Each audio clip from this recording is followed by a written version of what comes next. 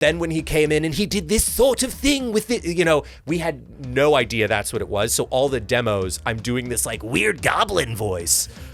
Welcome to the Lightweights Podcast. My name's Joe. Today's guest, Sam Haft. We have done that in ways that I think will surprise people years from now. But that's the fun thing is musically, because it's also such a musical world, having to set the sort of creative and emotional foundations for where characters are going. Sam is the current musical director of one of my favorite shows, Hazbin Hotel. He writes the incredible music, the lyrics. He has over 1 billion streams from these songs just on Spotify. Plus, we talk about his band, the Living Tombstone, how he got into music, and how he came into writing for the show, Helluva Boss, which led to Hazbin Hotel. It's such a crazy story how one stepping stone leads to the other, and it's really inspiring. So if you guys like this episode, please give this video a like, leave a comment down below who else you want to see on the podcast, and consider subscribing because it helps me get more guests. So without further ado, please enjoy Sam Haft. Viv, if next time you see her, can you give this for her? Absolutely. This is amazing. She's gonna lose it. It came in just as we finished our episode together. And it was like perfect timing. She just left. That is perfect. I'm gonna put that right there. And then that's a water there for you too, if you want it. Oh, thank you. Yeah. So I go right into it. Great. What a crazy, phenomenal show to be part of. Thanks. Yeah. It's truly insane. It's absolutely nuts. When I first started working on it, particularly Hazbin, like I had a sense of like, oh, people are gonna be kind of nuts for this, but I didn't anticipate like the level to which the response would be. Because also having started work on Helluva Boss, I feel like that is a show that is so in its fandom world. And then Hazbin, it felt like broke mainstream in a way that I kind of wasn't expecting, where I feel like I have a pretty good sense of if someone is a Helluva Boss fan. Like the Helluva Boss fans are so passionate. They wear the merch all the time. Like I can be like, you probably like Helluva Boss. Hazbin, people, it comes out of nowhere. Like I will be performing at a venue and like a security guy will be like, hey man, love Hazbin Hotel. Like it just comes out of nowhere. Did you do the pilot? No, I didn't. So the song from Happy Day in Hell was already made? No, so Happy Day in Hell was from the first episode of the series, but not in the pilot. So in the pilot, there is an adaptation of an older song, I'm Always Chasing Rainbows, and then there's Inside Every Demon is a Rainbow. And that song is by Perry Grip, who's done a ton of music for Helluva as well. And Perry also did the Hazbin theme. The like, bump, bump, bump, bump, bump, bump, bump, bump, bump, bump is Perry. So when you first came into it, did you have any guidelines or, I don't want to say restrictions, but like, how'd you come into it knowing what kind of songs to make? Oh, I mean, it really is so creator driven. I like to say that like as a piece of animation, because I'm used to animation, and particularly my co-writer on Hazbin, Andrew, who's done a ton of like children's television. Animation is so often a studio driven process, whereas with Viv, it's auteur. It's creator driven. It is really all about everything being in service to her vision. And so generally there are some songs where there's like a little bit more just open space creatively, but a lot of the time we will have a really, really detailed call or really detailed brief of like, this is what this song needs to be. Are you aware then of the entire storyline? For the most part, I think, we do ask a lot of questions, and because you have to. Yeah, because especially it is so important to start laying the groundwork for things that come much later. And we have done that in ways that I think will surprise people years from now. But that's the fun thing is musically, because it's also such a musical world, having to set the sort of creative and emotional foundations for where characters are going definitely is something that we think about when we're writing songs. I assume you know all of season 2, obviously. Most of season 3? Yes. Season 4? In terms of like ideas further down. Yeah. So there we will have a lot of conversations where it will be like, oh, this isn't written yet, but here's the plan. Right. Which can always change. Yes. And there are times that it does. But I think for the most part, you know, there's so much waiting in animation of like, okay, now it's written and, you know, it's being directed and animated and all that stuff, that there's just all this downtime to live with the material and go, I wonder what would be the most satisfying way for this to wrap up. And I think that is something that Viv and the writers keep in mind all the time. Like, they're constantly thinking about it. What do you consider yourself first for this project? Are you a composer? Songwriter. Yeah. So once you finish the song, is there a process that you have? Because you have to send it off, and once it's off, it's out of your hands. Yeah. Even if you have an idea of how you want to tweak it, it might be a little harder because the animation might have been started already. Well, that is true. There are times where there are elements of the demos that go out that get animated too. And wait, say that one more time? Well, let me explain sort of the order of events. Please. So first thing that happens is Viv will tell us what the song is, who's singing it, and what we try to figure out are what are the musical styles of the characters who are singing it. Because the characters. And that is one thing that sets Helluva and Hazbin apart from most other pieces of musical media, is that the type of music is really dependent on the character. Whereas most traditional musicals, of which Hazbin certainly is a traditional musical, and Helluva is a show that contains a lot of music. I don't know that I would describe it as a musical traditionally, but a traditional musical has one musical palette, where it's like, this is, if you were to pick any track in Hamilton, it would sound like any other track in Hamilton. Because there's also one orchestra performing the whole thing. And that is by a matter of necessity, by a matter of just kind of the way things are done creatively.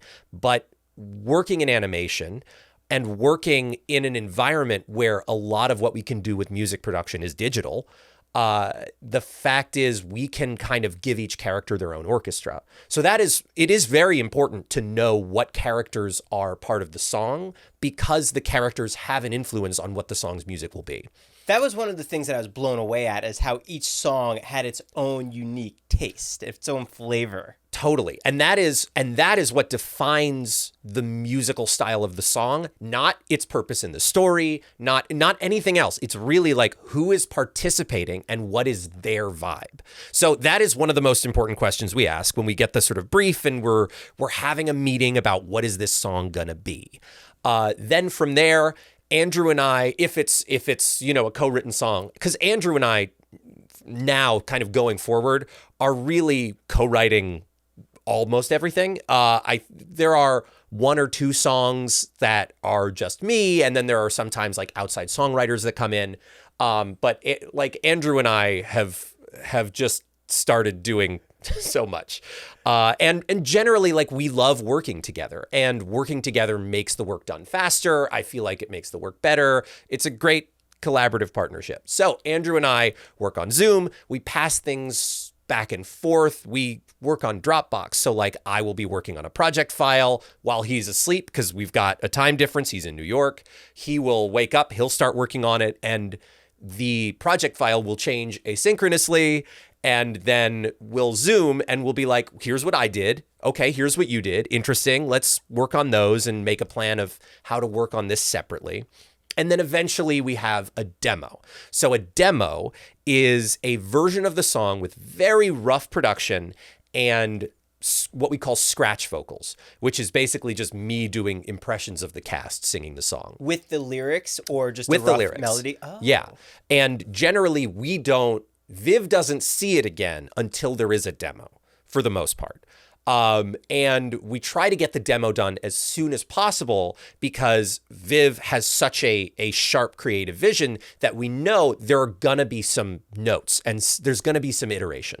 So we get it to Viv, we get some notes, we refine it, we polish it, and eventually we have a finalized demo.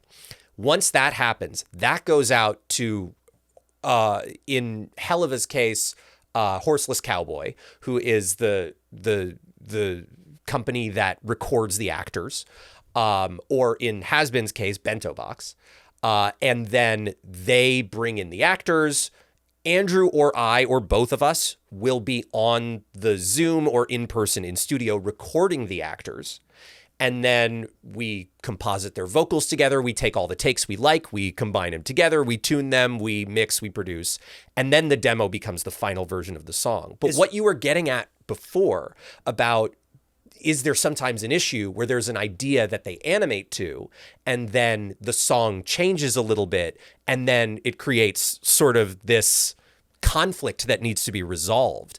That does happen sometimes, because sometimes Andrew and I will have this idea in the demo, which is, for us, the purpose of the demo is to communicate the idea of the song, but not necessarily be like the finished version of what the song sounds like. So sometimes there will be an instrument that's in the demo that's not in the final version or something like that. So once it actually starts getting boarded and it goes into animatics and stuff like that, occasionally we will get to something where there is a change production-wise from demo to final song that actually doesn't really work. And we need to go back to what was in the demo because it's been animated to that. Why does it not work? With the storyline, or? No, I mean, I think sometimes it's like, oh, this guitar sounds weirdly aggressive based on how like visually it looks. Sometimes, actually, there's a good example of a way that we had to change something that we hadn't changed from the demo. And it starts with Sorry in Hazbin Season 1, the Penchas and Charlie song. There is that sort of grand firework thing at the end where it's like it's showing all the scenarios in which Penchas was a sinful individual and, you know, popping them into fireworks that say sorry. Initially, the song was much more low-key during that part, and when we delivered the sort of final version, but then saw the visuals, we were like, that doesn't really work at all because it's so low key and kind of intimate, but you have this like grand kind of cheesy, like, we're sorry and it's great. And Andrew and I had to kind of go back to the drawing board on production and go, we need to do something with the production of this song to make it feel grander in that moment. So there really are occasionally moments where from the demo to the production, either animation influences what we do with the music, or the demo influences what the animation is doing, to the point that we now need to commit to something in the demo that at the time we weren't necessarily committed to. It was just part of the demo to communicate the idea of the song. Because the show is adding on those fireworks, you guys aren't putting that in there. Right, exactly. Wow. And generally speaking, you know, we have sort of a box in which to write where we know if we've seen the script, and we usually have. There are some songs where the idea for the song is so clear that like we don't even need to see the script. But generally we see the script and we know what's happening right before the song and what's happening right after. So it's not like we can say, and then this character goes to this location and then this happens. We can't really direct the scene within the song because we know where it starts and where it ends. Is Richard Horvitz in that booth with you while you guys are recording everybody? For the most part, yes. And I think, you know, our goal is to direct the performance in the song, but Richard, as the voice director for both shows, like really needs to have a hand on the wheel to make sure that the way that we envision the actors performing these songs is internally consistent with the way that the actors are performing the character outside the songs. And part of that is like Viv is there for the whole thing as well. Everyone has to work so harmonious. It is so, and I say all the time how lucky we are to be kind of as harmonious a coworker group as we are, because it requires so much collaboration. And if there was anyone in the team who like didn't like someone else, or that kind of friction would make the level of collaboration we do impossible. Is it true you did over 60 songs for both shows? So what are we at now? Like 100?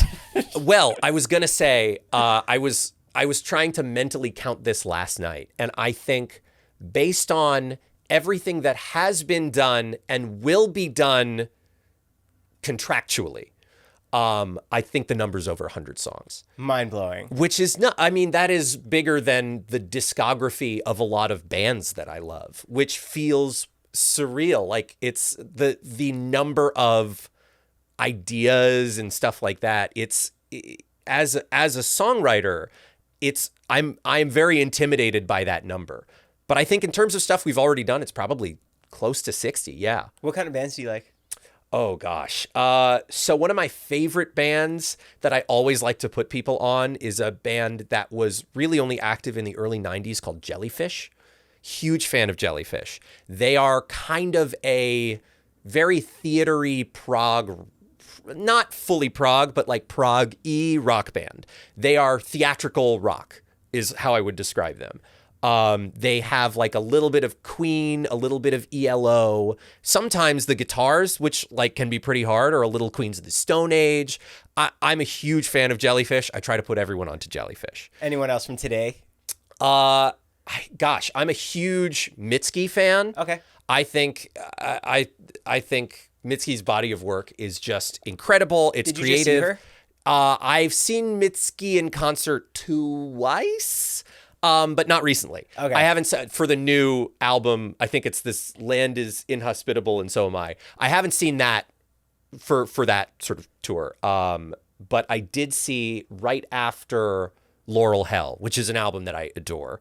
That was so cool. And I feel like one of the things that I love about Mitski's music, to tie this back to Hazbin and Helluva, is like I never really know stylistically what I'm going to get from Mitski, and I'm always just kind of surprised. And I feel like that is also how I feel a lot of the time when we get assigned stuff on Helluva Boss, where I'm like, this could be a flamenco song, this could be like a house music song, this, like, who knows what is going to come around the corner. And I am constantly surprised and blown away creatively by Mitski's body of work.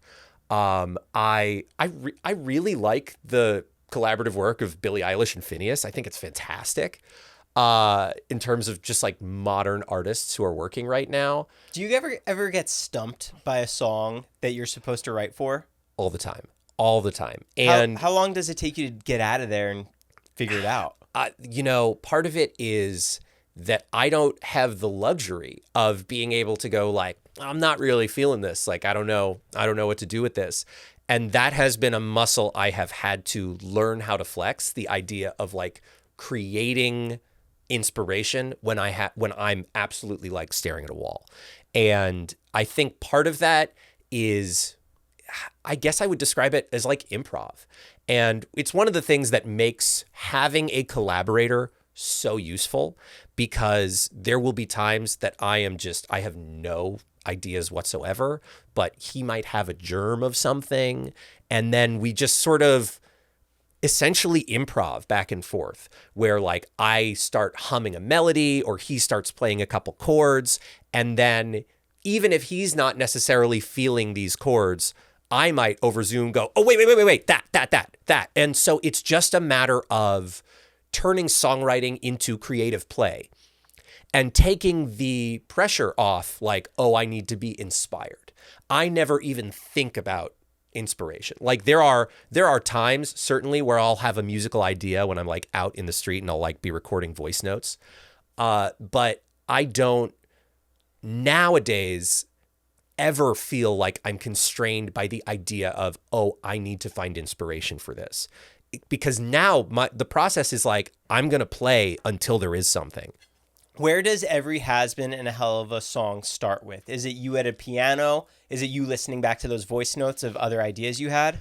So now that I've moved to LA, as I told you earlier, like I'm a New Yorker, born and raised. I learned to drive, and so I drive a lot, and that's when the voice notes tend to come, I would say. So there will be times where we've had a brief, and I'm just driving around, and I'm like, oh, all right, okay, hold on, let me record something, and then I'll send it to Andrew over like Discord. So that is sometimes where it starts. Sometimes it starts with Andrew on piano. Andrew's a great piano player. And sometimes it starts with me on guitar. It rarely starts with me on piano, although it has. I think that's how Loser Baby started, because I'm just not a great piano player. And it rarely starts with Andrew on guitar. Andrew's very comfortable and, like, again, terrifically talented on the keys. But I think it also depends on what kind of song it is, because there are certain songs where it's like, oh, this song needs to start with the guitar, because guitar songwriting and piano songwriting, I actually think, are completely different animals. And the voice note is its own third weird thing. Like, I think generally a voice note means that you're starting from a place of, this is what the vocal melody is. So that is its own sort of train of thought. And then with guitars, I would say you're looking for a song that's maybe a little bit more poppy, or a little bit more kind of traditionally like catchy melody over some basic chords. That's guitar songwriting. Piano songwriting is a lot more nuanced. It is a lot more, the songs that have an orchestra to them are basically always a piano. Who writes the lyrics for the songs? Oh, both of us do.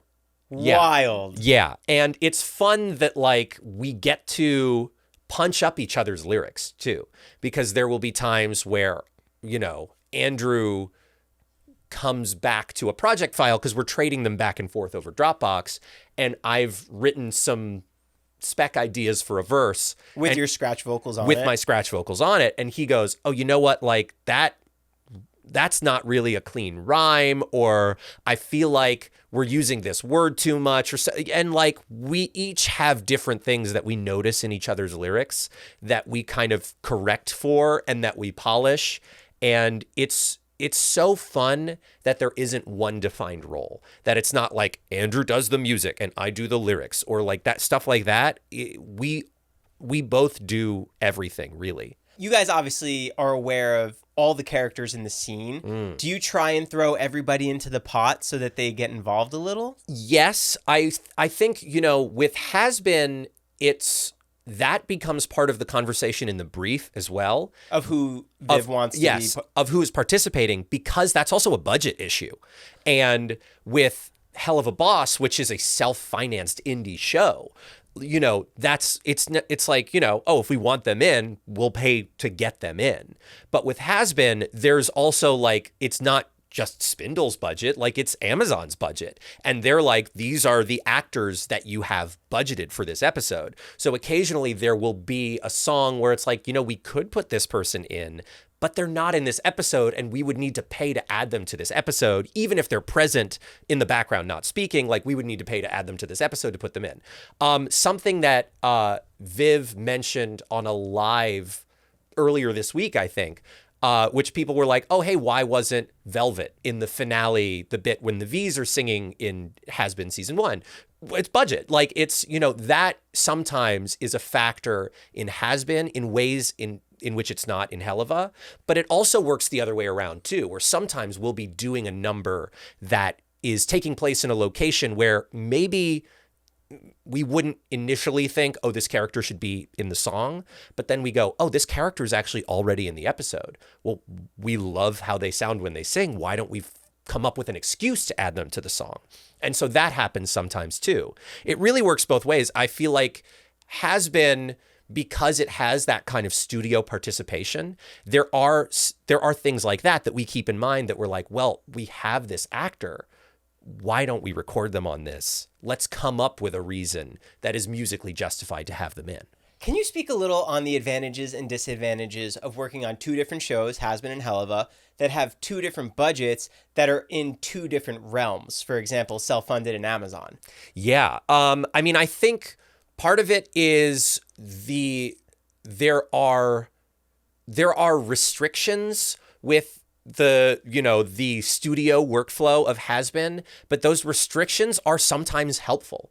You know, sometimes that kind of like creative blue sky can make writing a song more difficult in that, like, let's say we're working on Hazbin and we know like this is the day that the song needs to be done.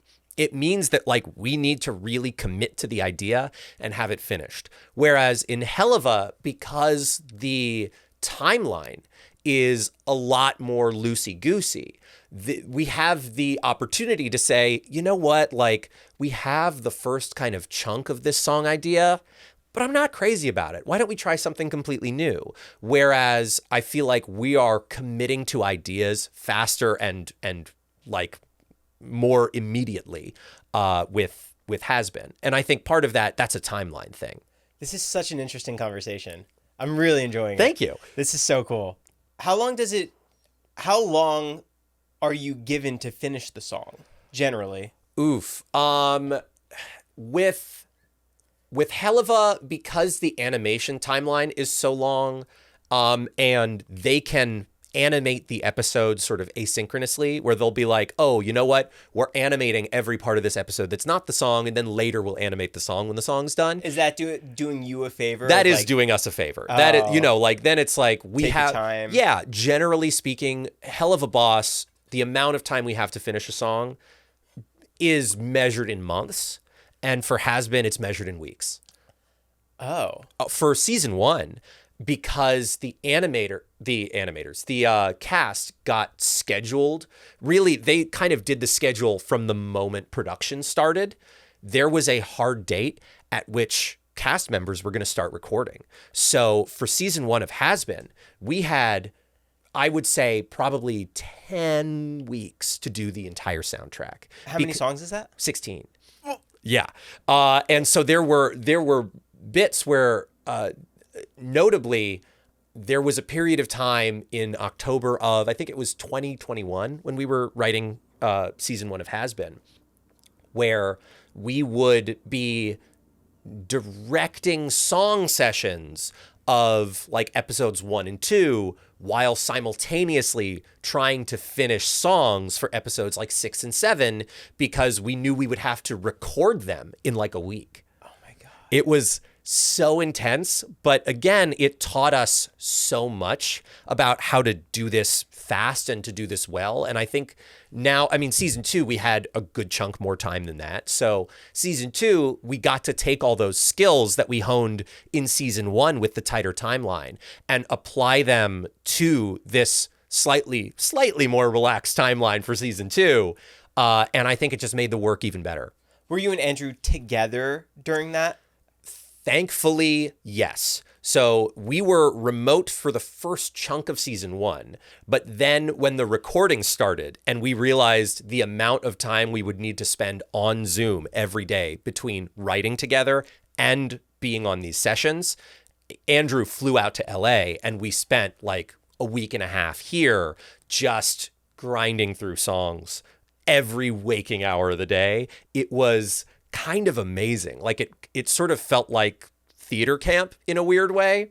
And then between season 1 and 2, Andrew had a child and became a dad, which I already was. And so with a toddler, I had a little bit more freedom of movement than he did with an infant. So for season 2, I went to New York like 3 different times, and we worked in person in Andrew's. Andrew has like an apartment that has a basement in New York, which we call the dungeon. So we spent a lot of time working in the dungeon.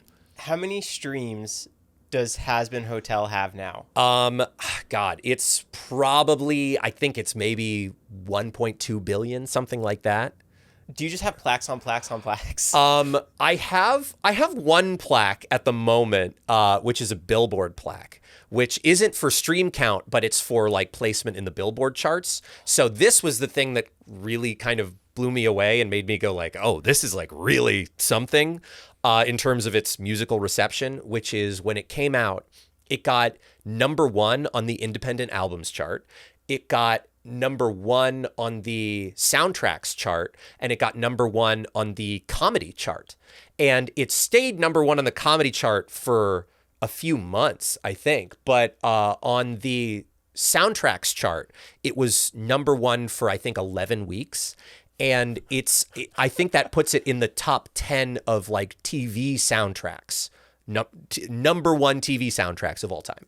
Do you know what else is in that category? Well, number 1 for the number of weeks for a TV soundtrack, Billboard did an article about this, which is the only reason I know, which is bananas. I think it's Peanuts. I think it's, it's the You're a Good Man, Charlie Brown. I think it's like the Peanuts theme and the Peanuts soundtrack. I spent an incredible amount of time at number 1 on that chart. Wild.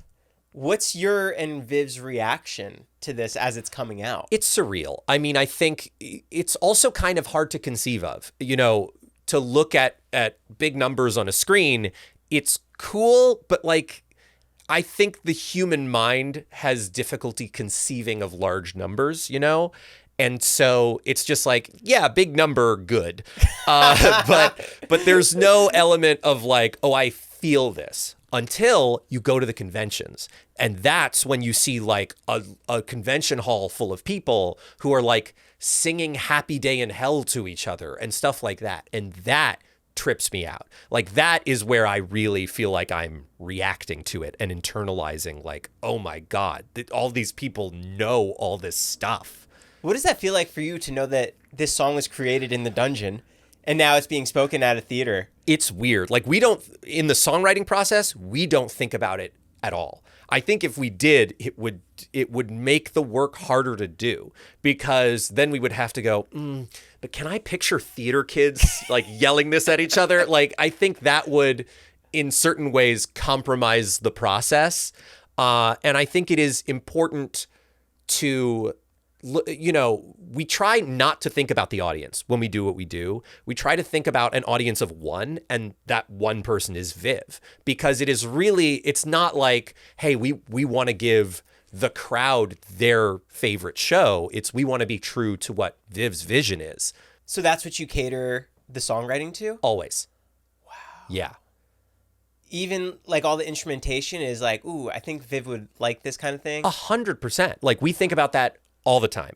And I think I think it's incredibly freeing because when there is an audience of one, you know what you're going for. And something that makes it really helpful is like Viv knows what she's looking for too. I think she has maybe seen more live theater than anyone I've ever met. And like, I went to school to be a playwright. Like I know theater kids. Viv has sat in the audience of more plays and musicals than anyone I've ever met. Period. And a big part of that is like she knows this world dramaturgically in a way that is so, she has such a clarity of vision that writing for an audience of Viv is the easiest thing in the world because we know what she knows, we know what she wants, we have such a clear idea of what she's looking for because she has such a wealth of things to compare things to draw inspiration from, that it makes it very easy to know what the target is. And that's really not always the case, especially in songwriting that is done for a client. I think largely if someone is hiring you to write a song, it's because they are not a songwriter. And generally, people who are not songwriters have difficulty describing what they want in a song. That is not so for Viv. And so being able to just think like, how are we trying to hit her target makes the songwriting process way easier than not knowing how someone's going to react. And especially like we've got a working relationship with Viv that's like 4 years now.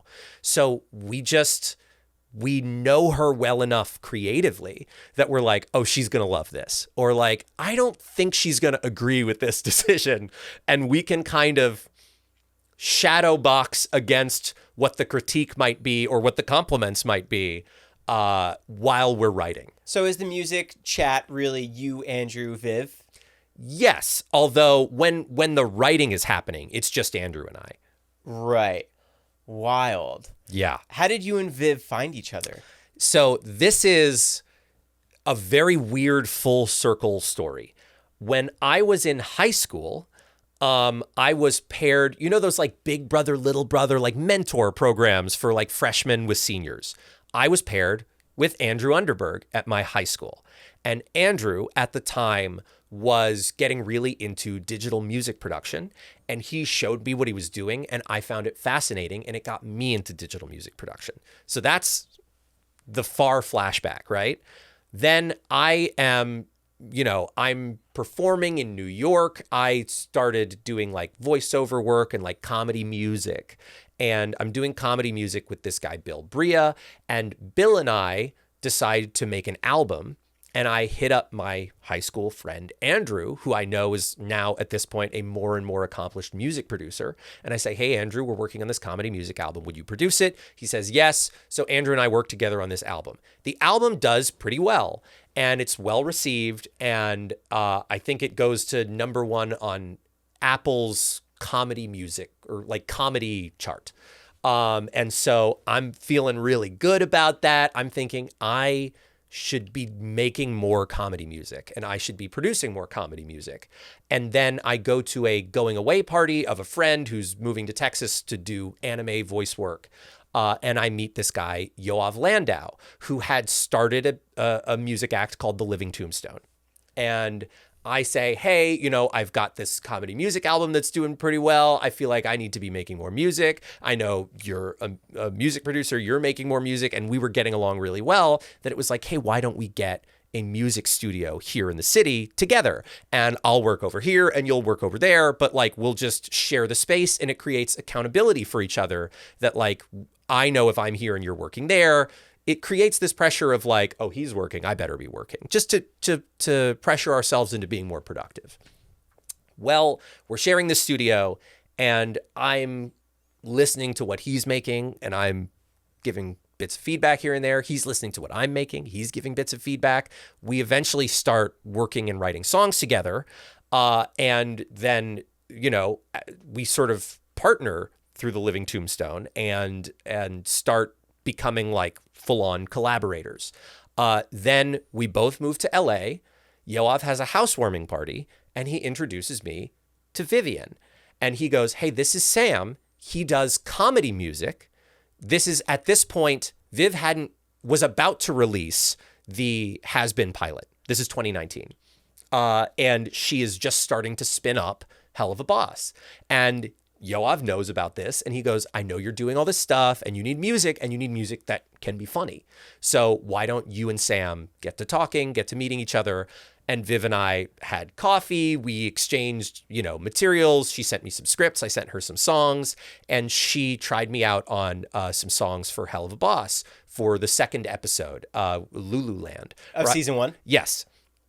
And the first song I wrote was a song called You Will Be Okay, which came at the perfect time for me because it is the lullaby that Stolas sings to Octavia. At the time, my son was 1 year old. So in a lot of ways, I was writing it as a new parent from that perspective. It was incredibly personal and I was able to represent a lot of these very genuine feelings in this song that just because it kind of came at this right point for my life. And that song was incredibly well received by Viv and then incredibly well received by, the fans in general. And Viv started working with me more and more as a songwriter. Then eventually came time to do an episode, the Mammon musical extravaganza episode.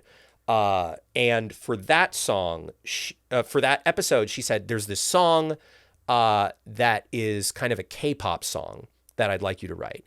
And, a light bulb goes off for me and I go, Andrew, my friend from high school, has been writing and producing K-pop.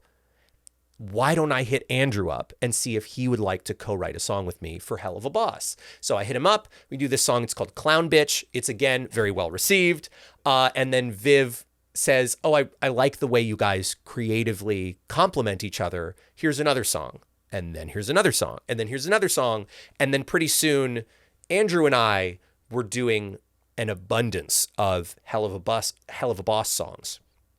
And then around that time, it came time to staff up Hazbin. And Viv goes, hey, why don't you and Andrew be my team for Hazbin? So the weird full circle is Andrew got me producing music in the first place. I wouldn't know how to do any of this if Andrew wasn't my sort of big brother mentor buddy in high school. And now the full circle is now I've brought Andrew into this animation, this Vivienne world. And so there's this weird full circle thing that happened. It's crazy where it started to where it ended. Yeah. And it's so cool that I get to do this with Andrew, who is the only, maybe not the only reason, but was the driving force behind my passion for this in the first place. Right. Where Did he realize the Helluva Boss response when you showed him it? Not really, actually, because Andrew is a very offline guy. That's the thing, is like he doesn't use social media. Like he really does not spend that much time like looking at that kind of thing. It was, I think, after Hazbin came out and the streaming numbers were what they were. Were they right away? Yeah. And they were, Happy Day in Hell was the first single for Hazbin that dropped. And it was already like, oh, yeah, people are really responding to this. And then we released Poison. Then it was like, oh, people are really responding to this. And then after, I think like the week that Hazbin came out, or the week after the show came out, Andrew and I got these alerts that we were in the top 100 artists on all of Spotify, which was nuts. I think we peaked at around like 55. So that was something that for him, who's not really on social media, who like doesn't really pay attention to that kind of response, he was like, oh, this is serious. Were there any songs in particular that you had a really good feeling about? Poison and Loser Baby, for sure.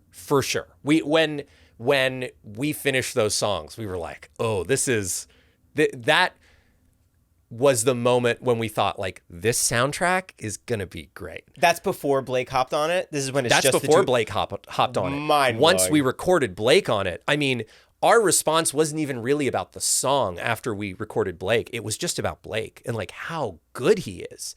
Because, there is, particularly, it was that last sort of breakdown chorus in Poison where Angel's getting like really upset and he's, near tears and stuff like that. And when actors do that, generally and it's not a problem that this happens, but generally to some degree, it compromises the musicality of it because you're leaning more into the acting than you are into the musical performance. And after recording Blake, Andrew and I were like, that was so like, it was making us want to cry, but also it was so musically flawless as well. We were like, this guy where did they find him? Like we had such a response to recording Blake on Poison. When you realized the talent that you were working with were all Broadway actors, did it kind of just open up every door for you guys musically? Sort of. I mean, I think there were ways in season 1 in which it definitely affected our expectations and some of our songwriting of like, oh, like we've heard Erica do this in Mean Girls, or we've heard Alex do that in Beetlejuice. Like, why don't we try to do this? So you knew their capabilities? Yes, but it felt like we didn't, we knew them through soundtracks. We didn't know them through working with them. And I think that is a huge difference between season 1 and season 2, the songwriting, because we got to know these people. I got chills. Yeah. And I think like not just writing for Erica Henningsen, this person over there who I've heard on the Mean Girls soundtrack, like writing for our friend Erica, who like we know her idiosyncrasies in the way that she sings and we know her personality and stuff like that. I think that has allowed us to write songs not just for the idea of Erica, but like for Erica the person. And I think that is applied through the entire cast. Because now you're traveling with everybody, you're spending time with them, you're seeing them sing songs live in front of the crowd. Yes, yeah. And also like knowing not just what they can do, but what they like to do. And I think fun is one of those things that like you can't fake in a performance. And that is one of the really key things that we brought to writing season 2 is not just we want them to be capable and we want them to do a good job, but we want them to have a good time. And that is definitely something we had in mind writing season 2. Did the budget go up for season 2 compared to season 1? Yeah, I think so. I mean, I'm not super privy to what the budgetary numbers are. That doesn't involve you as No, but I mean, it's pretty standard for as shows go on, budgets increase, sometimes incrementally, sometimes a great deal, but I'm completely not privy to that side of the conversation. Because on season 1, you said like, oh, we don't know if we can bring this person in because it's extra money. Oh, in yeah. terms of that. Well, in terms of that, I would say there was more latitude now that we knew that that was how production worked to be able to say like, hey guys, to the studio, we would love to have this character in this song. Is that possible? Right. Because it became more collaborative in that sense too, in terms of like collaborating with the studios of like, this is sort of the ideal version of this. Can we get away with doing that? We know this involves another session. And part of it is generally like the budget for sessions is built such that there is a buffer for pickups of like, oh, we are rewriting this line or we want to get a slightly different performance in this song. There's a budget for like pickup sessions. And I think a lot of the time it was asking for permission to take what would have been, you know, saved as a pickup session buffer and move it to just like the regular sessions, to just move a session that was already budgeted for from this bucket to that bucket, which is a much easier conversation than like, hey, we would like to add sessions that aren't in the budget at all. Right. It's unfortunate we can't talk on season 2. So I would love to understand your findings on the cast from season 1. As far as when you're researching, is there someone who really blew you away that you were so excited to write with? Oh my God. For? Yeah. So I obviously, like, I had seen Princess and the Frog. Great movie, great couple of songs from Keith David. Really, you know, he's great in that. But I did not think like, oh, Keith is a singer first and foremost. I was like, Keith is an actor. Keith is a legend. Keith is all these things. But I was like, the only example I had mentally of him singing was in Princess and the Frog. So I was like, well, let me look him up and see what other singing he's done. And that's when I discovered like the rest of his singing career and something Keith does now and again. And please follow his social media. I highly encourage you to seek it out when he does this. But Keith, every once in a while, will do these like cabaret shows where he will take songs that are personally meaningful to him and he will perform them in front of a live band. And I found some YouTube videos of those shows.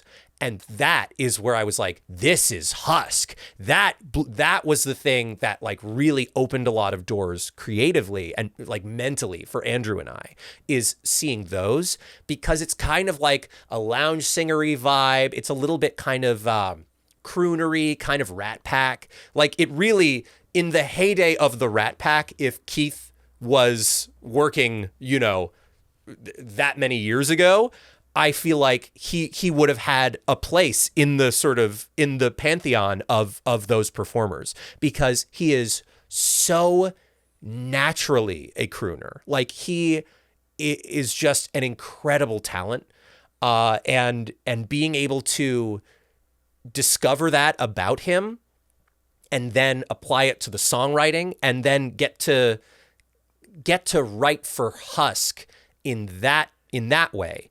You know, and not feeling like, oh, we're writing for Dr. Facilier. It's like, no, we're writing for Keith, the stage singer. That was super cool. What was it like working with Alex Brightman? Oh my God. It's one of the funny things about our demos, and the demos are really part of my favorite part of the process, because I get to like impersonate everybody, and I think it's just such a blast to do. Do you do it in their character? I do. Oh, amazing. But that's the thing about Alex is such a chameleon that I had no idea what he was going to sound like as Pentious. None of us did until he got in the booth. Oh, so how different was it? So different. Like I was trying to think like, well, there's School of Rock and then there's Beetlejuice. Like in the demos, what Pentious sounds like is he sounds like a guy like this. Like he sounds like he has that kind of scratchy quality that Alex does bring to an extent to like Fizzaroli. But like we just didn't know what he was going to do. And then when he came in and he did this sort of thing with it, you know, we had no idea that's what it was. So all the demos, I'm doing this like weird goblin voice. So that like we had no idea what to expect. What's it like working with Brandon Rogers? Truly, Brandon is a joy. Like I go into any session that we have together knowing that I'm just gonna laugh my ass off. There are a couple performers that like really will relentlessly add to the material, and Brandon is one of them. And like he just like the ideas are endless. I know that I'm always going to be prepared for a ton of. There are a couple actors where I know I'm going to be prepared for a ton of ad libs. Joel Perez as well. So many ad libs. He's coming on next week. Oh, he's great. What was it like working with him? Such a again like just so comedically inventive that. It was funny because I'm not there for the dialogue sessions, right? I'm just there for the songs. And so I get to see how like comedically inventive Joel is. And then when I watched season 1 for the first time, I was like, oh my God, like I'm terrified of you in a lot of these scenes, which was just something that I hadn't expected from the booth stuff where I'm like, man, Joel's so funny. And then I was like, oh wow, Joel's also like really serious and dramatic and dark. Can you paint the picture for me of you watching Hazbin for the very first time? It was transformative in a lot of ways in that, I think the songs themselves take on a number of different lives. There is the first life that they take when we write them. There is the second life that they take when we get to see them animated. And then there is the third life that they take when we get to see them responded to by the audience. And I think the songs change from life to life. One of the things that really blew me away was the response to More Than Anything, the Lucifer song, the father-daughter song, because when Andrew and I wrote it, we weren't looking at it as like, oh, like people are going to like lose their minds and they're going to cry. And like, I have people hitting me up being like, oh, this was our father-daughter dance at my wedding. And like that song in particular was one that like we had no expectation that it was going to like be responded to that strongly. And it was funny because I feel like it taught me about me, where seeing the response to More Than Anything and all these people who have these like dysfunctional relationships to their dads and to fatherhood made me realize like how much fatherhood affects me as a writer. Because I just hadn't put that together until the response to More Than Anything. And they're like, oh, this is so meaningful in this sort of like father-parent dynamic that I just really hadn't put together like, oh yeah, like that is a really big part of what I do and what goes into my writing. That's what's so talented about you, is that you're not writing songs even just from your perspective. You have to write songs for characters that you haven't met yet, that don't even exist. Oh, yeah. That is, and I will say, it is so much easier to write for characters once I've already written for them. Yeah, because it unlocks like this whole new realm now of knowledge about them. Yeah, and that is always the hardest job that we have as songwriters, is writing for a new character. Because we need to, in the process of songwriting, kind of get to know them. You could dance around this. Season 2... Was there a lot of new challenges that you had to face? Yes. Yeah. And I don't think it's like a spoiler to say like there are characters in season 2 that are not in season 1. Of course. And writing for those characters was definitely, it is that kind of challenge of like, okay, this character is this sort of musical style, and like, how are we going to represent that? How do we combine that musical style with like a familiar musical style that we already know from a character that's already in the show? And I mean, there are characters that we had written for before that, like Viv has mentioned, that there's more screen time from Vox, for example. And Vox is in 2 songs in season 1, but the more you write for a character, the more you get to know them. And so getting to know Vox more and more through more music, like I think that was a really interesting way that like I feel like our creative relationship with Vox as a character kind of opened up as we wrote for him more. Are there any things that you request specifically when you're writing for a new character? For example, do you need to see what they look like? Do you need to see any kind of animations of the setting of where they are? We often don't know what they look like. That is actually the one thing that I wouldn't say is like unimportant to us, but it's not something we've ever asked for. And there are characters, obviously characters that were in the pilot of Hazbin when we were writing season 1, we had a sense of like, they generally look like this. But outside of that, like we generally don't know what characters look like. I would say in terms of what we ask for, one thing that's really helpful is that when Viv is creating characters or designing characters or writing for characters, she listens to playlists of music that are inspirationally or vibe-wise remind her of that character. She is a very musical person in spite of the fact that she's not a musician. So she I think thinks in music. And that is a thing that we always ask for. We're like, what are the songs that are your Pentious songs? Like, what are the songs that are your this character songs? Do you have any favorite Broadway Oh my God. musicals? Yes.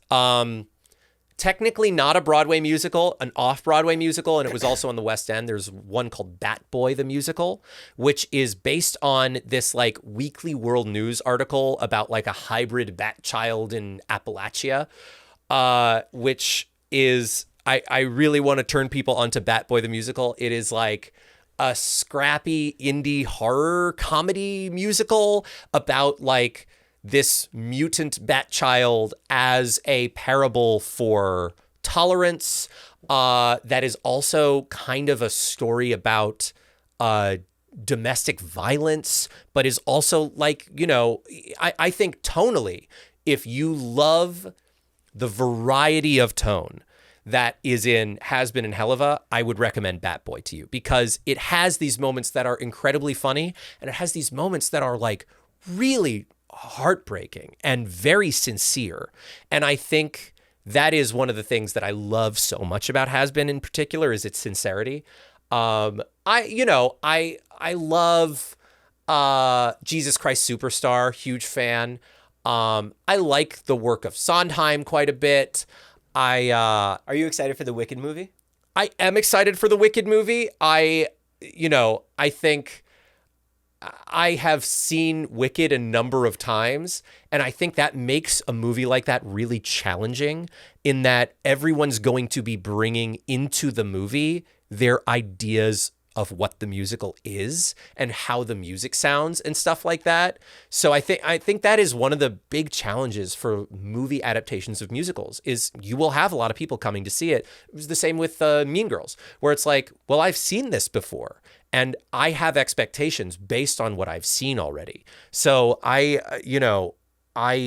think it's an intimidating task, and I'm really excited to see what it is, and also like where the story ends because it's a part 1. So where in the songbook does the story end? That's also a question.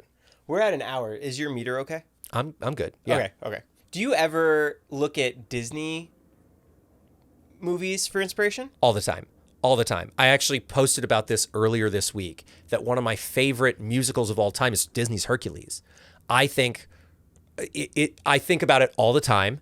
It's an incredible soundtrack. It's an incredible movie. I think about Disney a lot, especially as it relates to Charlie, because I think in terms of like the different orchestras that characters have, Charlie's whole concept as a character is like this Disney-esque princess in this environment in which you would never see a Disney-esque princess. So that is something that is always in mind when writing for Charlie specifically. Have you ever written for anything Disney? No. Would that be a dream? That would be a dream. A Disney feature, that is for sure. Like that is a dream. I think my like bucket list creatively, Disney feature, Muppet project. Those are the two that are like at the top of my list. Andrew actually has written for Disney, but for Disney TV. He wrote songs for Haley's On It, I think. Do you know Doug Rockwell? I don't know Doug Rockwell. He's a friend of mine, but he writes for Disney stuff too. Awesome. For TV or film? TV. I don't know if he's done any film, but yeah, definitely he's done like Or maybe actually it is. 'Cause I think he did the Zombies movie. Oh, that's awesome. Yeah. He's out here from New Jersey. Jersey. Wait, hold on. So you're from Central Jersey, which is the Jersey that North and South Jersey claim doesn't exist. Which we do. Yes. What I want to know is, are you pork roll or Taylor ham? I guess pork roll, because I've never said Taylor ham. Gotcha. What about you? I mean, I'm from New York City, so like I'm next to North Jersey. So to me, it's Taylor ham. Oh. What about hoagies or sandwiches? Sandwiches. Yeah, sandwiches. Yeah. I hate when people say hoagies. Water ice or Italian ice? Italian ice. Yeah. Yeah. Water ice? I've never heard water ice. I don't understand how there's such a big debate in like this small state. Jersey has such a strong cultural identity They really that I feel do. like that's always part of the discourse. It's like, I have my names for things, and if you don't have those names for those things, you're not from the same Jersey that I am. Did you see the Yankee fan take the ball out of Mookie Betts? Oh my God. It looked like an I think you should leave skit. Yes. Like it was really He's like, but he does it with a smile. Yeah. Give it to me. Yeah. I love that it's not just like boom. It's like, no, mine. He's like twisting his arm. It's like It's like when I'm trying to get like a tennis ball out of my dog's mouth. Just Yes. like, give me that. yes. It's ridiculous. Yeah. Yeah, I saw a funny meme that the New York Yankees hire Italian Goomba to take out. Do you have a favorite song that you wrote for Hazbin when it first came out, and has it changed since now it's been out for a year? Yes. I think at the time it was Poison. I think at the time we were writing, I was like, man, this song, I was just like bopping to it in my car for like 2 years straight as we waited for the show to come out. But I think since the show has come out, I go between Loser Baby and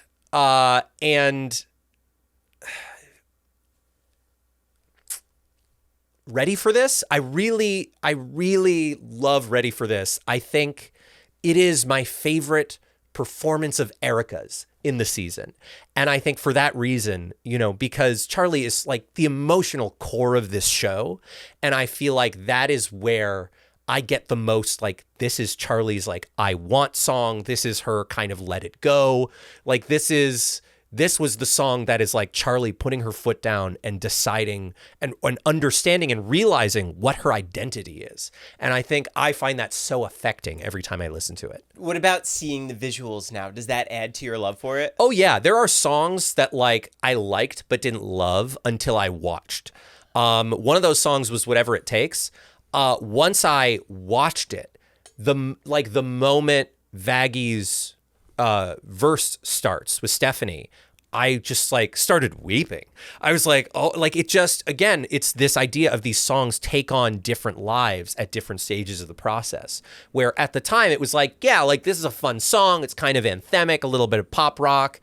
But then seeing Vaggy perform it rather than like being in the booth with Stephanie and like, I'd heard the song with Stephanie and Daphne's vocals on it hundreds of times, but seeing it performed by Vaggy made me go like, oh man, Vaggy loves her so much. Like it was, I was so like, it took me to pieces. Something I've realized as well is the more, we talk about it now that the show sort of exists and has a life, is how much it makes me cry. I have joked that like I should have a punch card at conventions because invariably there will be at least one time during every panel that I just start like weeping. And I don't know why that is, but there is just something about this show that maybe it's like the show's sincerity and its earnestness, and like it's a vulnerable show. Like characters really are showing you their soft underbelly and their vulnerabilities and their insecurities and communicating in this really genuine and earnest way that even just talking about it, like sometimes I get really weepy and I should have a punch card the number of times that I start crying at these panels. Do you think that attributes to the the script writing as far as why there's such a strong connection to it? 100%. I've talked about this on a couple panels, but Andrew and I in season 1 had a scrapped song, and that song was what would eventually become It Starts With Sorry with Charlie and Penchus. And the first song that we wrote was a song called When You Apologize. And it was written as a comedy song. It was like the whole point of this is like, let's get some punchlines. Let's have Penchus be like a ridiculous melodramatic goofball. And the goal was to have the audience laugh.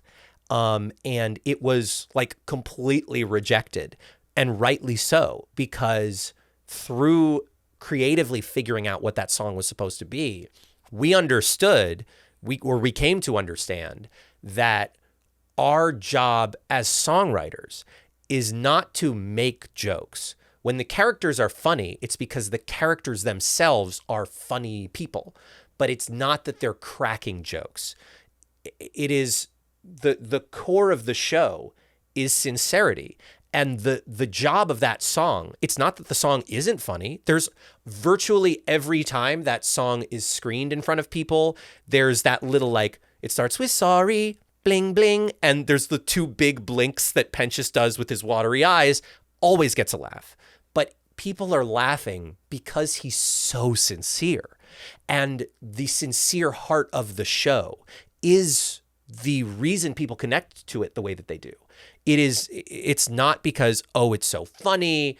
Oh, it's so like, oh, the plot is so exciting. No, it's because people care about these characters as though they're people. And I think our job, Andrew and I, is to really reinforce that and create this foundation of like, you are really, in a musical, they say you start singing because you were feeling too much to keep talking. And I think that is so core to what we're doing here with the music.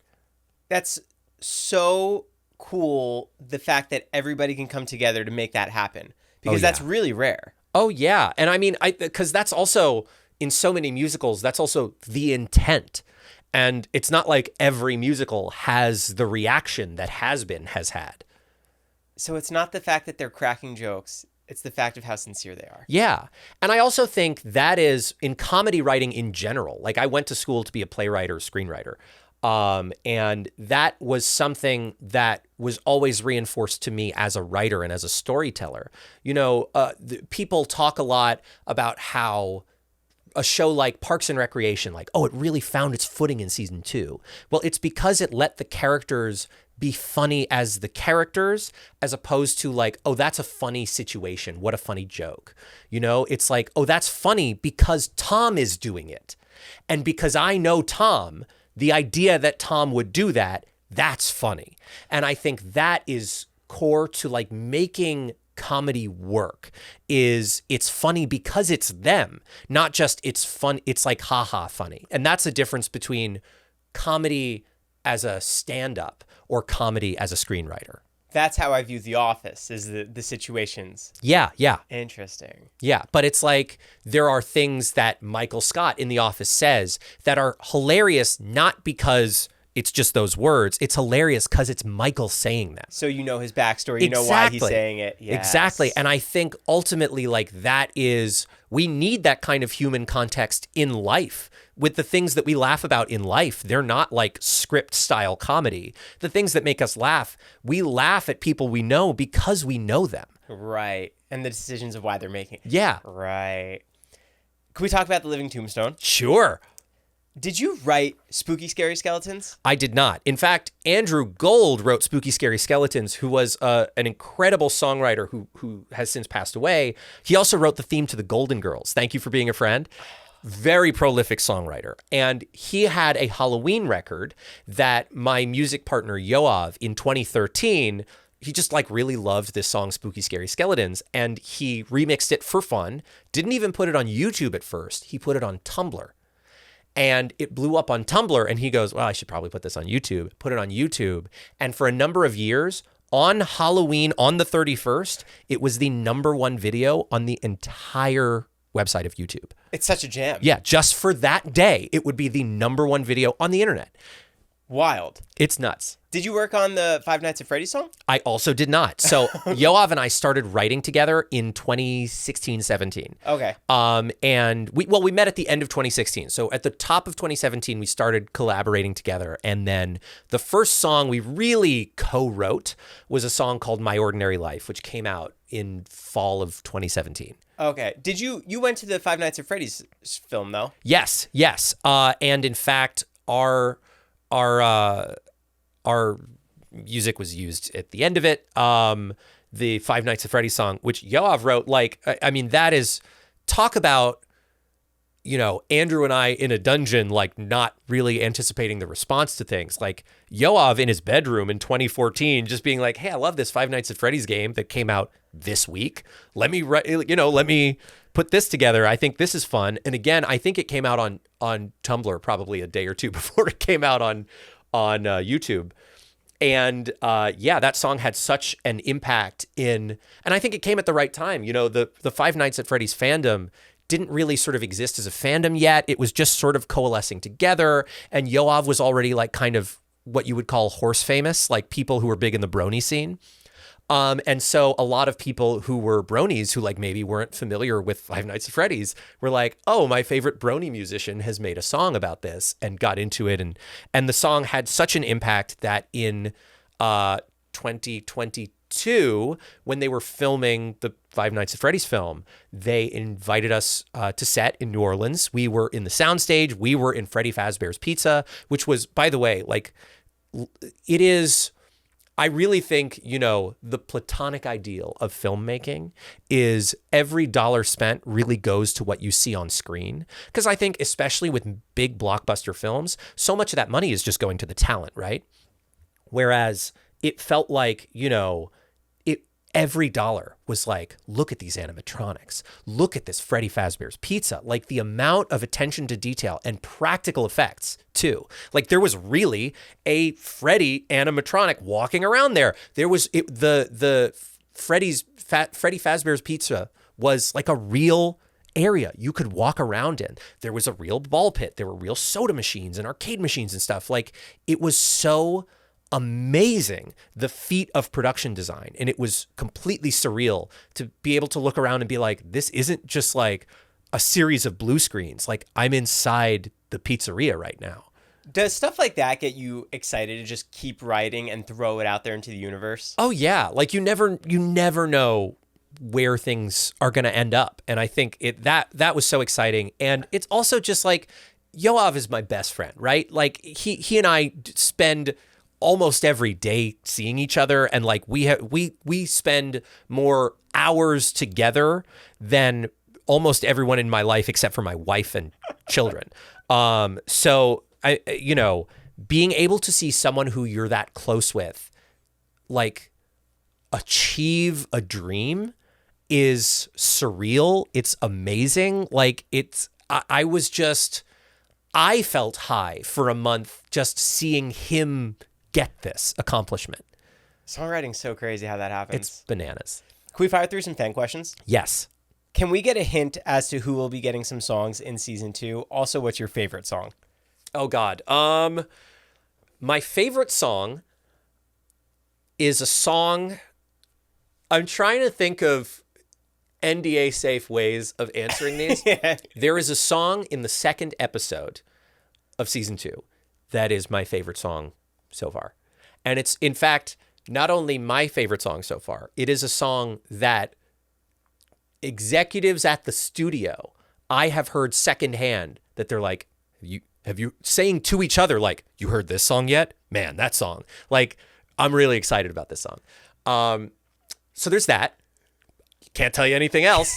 I can tell you in the second episode, there is a song that is currently, and it changes constantly because I'm listening to the soundtrack and I'm just like, oh, this one's fun. Oh, that one's fun.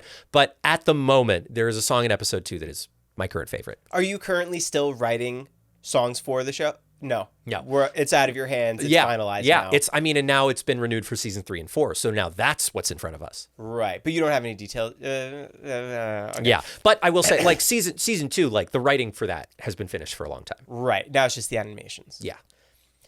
I know Sam produced All To You in the most recent Helluva Boss episode, and there's a huge debate on the lyrics in the fandom. Oh, really? Are the captions accurate? Because it sounds like something else. Is it, "'Cause I am not a thief, but you were mine to earn"? Or is it, "'Cause darling, you're a thief, but you were mine to earn"?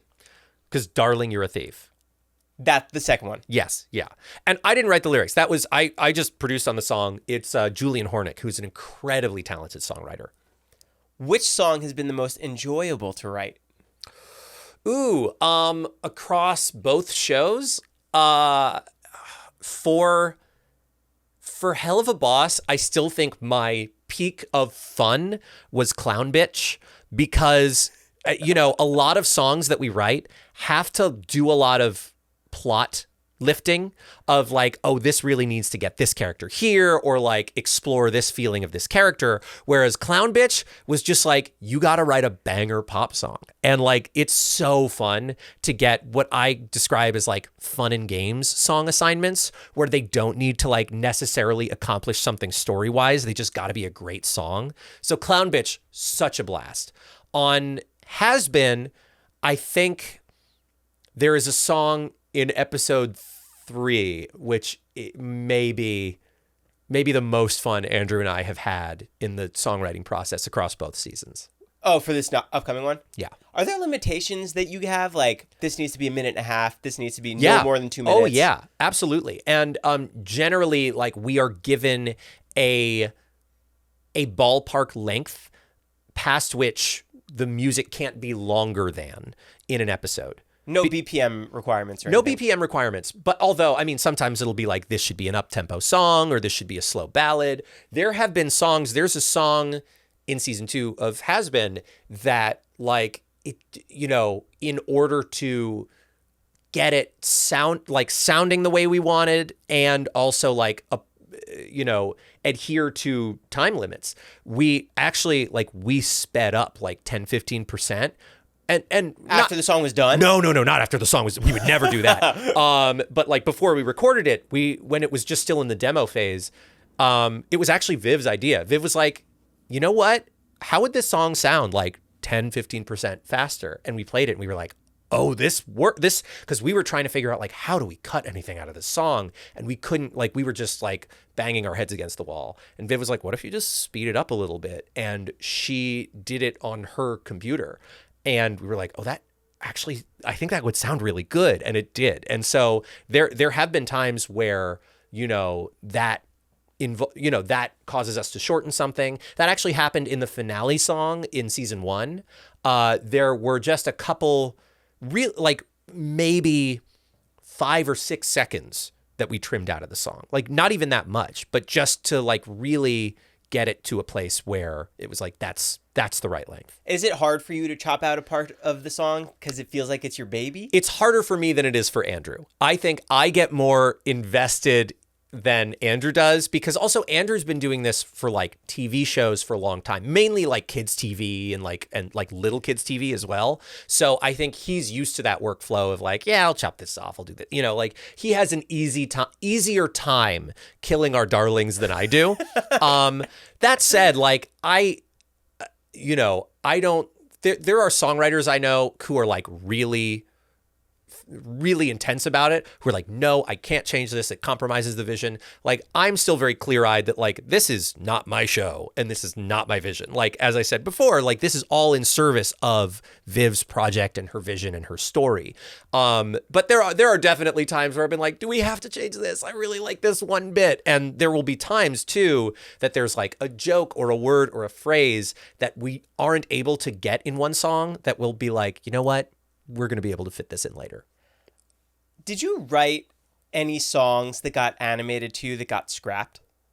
Not that got animated to. The only thing that got scrapped in season 1 was that initial idea for It Starts With Sorry. But Viv was pretty clear when she came on that she knows once it gets to a certain point, this is it. Yes. Is that where it is with songs? Yeah. Yeah. And also they are, if Viv hasn't approved it, it's not going to, no one's going to start animating it. But even if something changes, in the storyline, it's it doesn't happen like that. So actually in season 2, there was a component of the story that did change a little bit from the writing phase, but that change was already there, like well before animation started. So there was one moment in season 2 where like we were writing a song, and then it was like, oh, actually the sort of circumstances of this song have changed a little bit. So basically everyone had to kind of go back to the drawing board on that scene or couple scenes.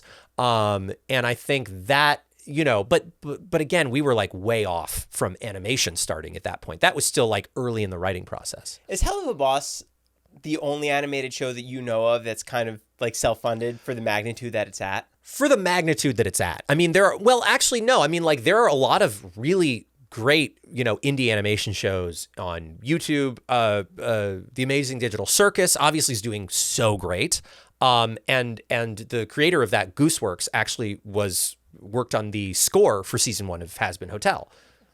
And yeah, because Gooseworks did a lot of the scoring for the pilot of Hazbin as well. Yeah, so there is like there are like interesting creative connections there. I mean, the thing is, independent animation is a really small world. So if you take like the top 8 indie animated shows, chances are between voice actors and animators and board artists, like they all share like 40% of the same people. Right. Who is your favorite cast member to work with?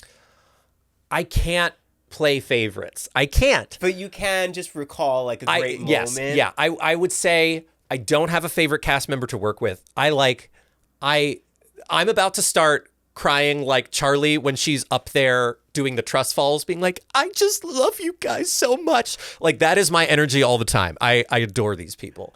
I will say the sessions that I often look forward to the most are specifically Serpentious, just because the line reads that Alex has done as that character, just I find myself laughing at the way he's pronounced things for like days after I've recorded him. What's the process like thinking up the lyrics? I think, I wish I had like more of a process when it comes to brainstorming lyrics. Like, I know a lot of songwriters who do really interesting and odd things where like they'll have a notebook where they will just write a bunch of random words, and then they'll be like, oh, these are the words I want to have in a thing. Or they'll open a book and be like, I'm going to find words on this page. I don't do any of that. I really just think first in terms of dialogue. I think in terms of like, I'm writing dialogue for this character. What would they say? Okay, well now how can they say it with more form and structure and substance and maybe a little bit more metaphor than they would use in everyday life? So I look at it as sort of an exaggeration or an evolution of dialogue. And that is the perspective that I go in with writing lyrics. Something that I always love to say to people when they ask about lyric advice is that in terms of rhyming, I think a lot of people get a little too Mother Goose with it, where it's like blah, blah, blah, blah, blah, bat, blah, blah, blah, blah, blah, car, blah, blah, blah, blah, blah, cat, blah, blah, blah, blah, blah, bar. And I think when you create this really, really obvious rhyme structure, I think it starts to sound so familiar and the audience starts to anticipate so much of what you're about to do that it's, you lose the ability to surprise people. And I think it is really important, especially as you attempt to emotionally affect a person, you also need to be able to surprise them. And so one thing I like to say is like, you don't belong to the rhymes belong to you, which is to say that like, if you establish a rhyme scheme, you have all the power to break it. Like, you don't have to adhere to your own rules. And in fact, when you break your rules, it's really impactful.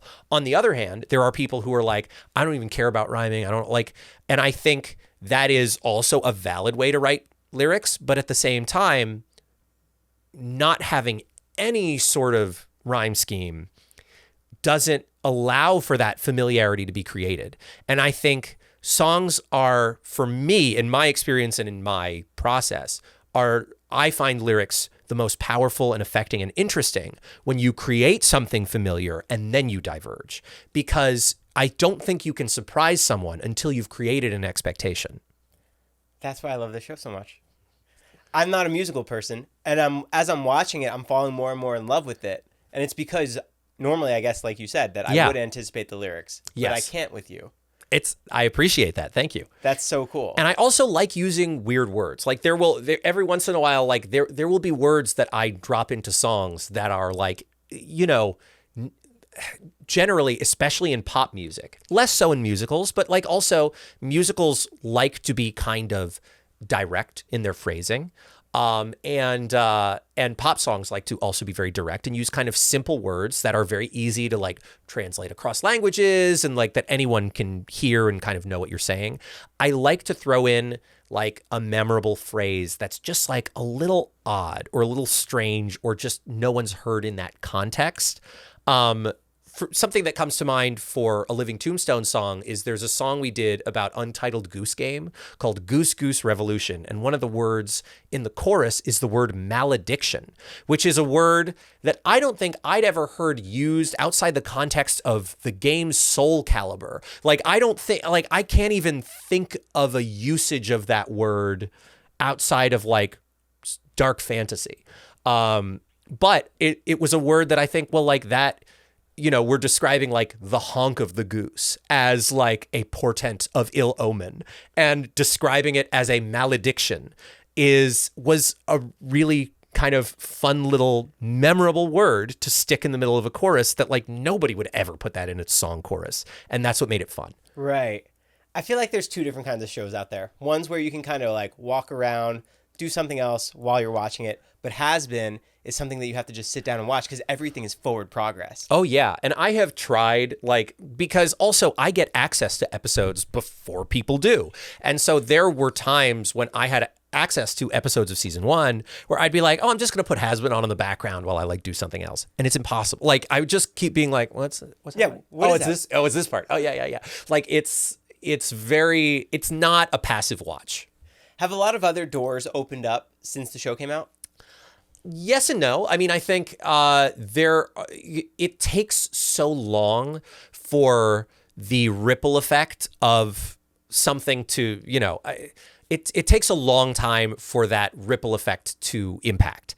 In that, like, we were writing these songs in 2021, and now it's 2024, and I'm starting to, like, there are interviews and press and that kind of things that are happening now.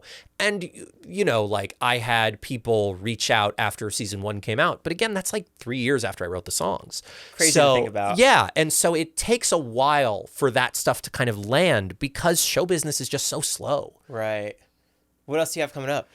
Ooh, boy. On the Living Tombstone side, we are finishing up our tour this year we're doing Detroit, Toronto, Montreal. We have some dates that we're locking down next year. We're going to do some international dates, which is really exciting. In terms of Helluva and Hazbin, on Helluva, we're like well into season 3. Even though in terms of animation, the latter half of season 2 is still coming out. And in terms of Hazbin, I mean, seasons 3 and 4 are kicking off. So there is so much that is in the pipeline. That is already like that, and being a dad, I've got a pretty full plate. What else do you have for the rest of the day? I am going to get some sandwiches at Dan's Super Subs in Woodland Hills. I've seen that. You should get a sub from Dan's Super Subs. They're really good. My buddy John, who tours with us for the Living Tombstone, he's our stage manager and has actually been our bassist at times. John was like, you guys need to come to my favorite sandwich spot in LA. And he's a staple out there. Yeah, and he's like born and raised in the Valley, and he's like, this is the spot, trust me. And I feel like as a Northeasterner, I feel like I have a high standard for like an Italian sandwich. Yeah. And Dan's Super Subs is incredible, like really the best sandwich I've had in LA. Can I give you 2 recommendations? Please. This is for everybody. Cheese Shop of Beverly Hills. I've heard it's great. Phenomenal. Amazing. And Giada. I've had Giada, and Giada is a Jersey place. From Montclair. Yeah. North Jersey. Yes. They got Taylor ham. They call it Taylor ham. Oh, do they? I think they do call it Taylor ham, yeah. That's really funny. Cool. Well, thank you so much for coming by. Thanks so much for having me. I'd love to do another one when season 2 comes out. I think that'd be awesome. Absolutely. There's going to be so much to talk about. I'm so excited. Guys, go follow Sam everywhere on TikTok, Instagram. Yes, TikTok, I am at FunComfortable, and on Instagram, I'm at Sam Haft Music. This has been incredible. Thank you so much. Thanks so much for having me. Flyweights out. That was so good. Thank you. Can I just take a thumbnail of you real quick? Yes.